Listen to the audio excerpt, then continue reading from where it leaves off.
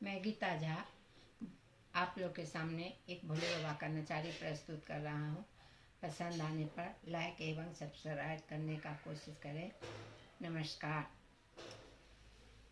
पीसी दिया भांगी आके गोला, उठो ए गौरा भागेला भांगी आके बेरा, उठो ए गौरा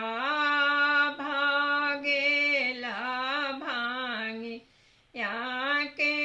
बेला, उठो ए गौरा हमको ना उठो में इसरा महादेव, कार्तिक सुतल छथिन कोरा, उठो ए गौरा गणपति सुतल छथिन कोरा, उठो ए गौरा भागेला भांगी आके बेरा, उठो ए गौरा हमको ना उठो में इसरा महादेव, कार्तिक सुतल छथिन कोरा,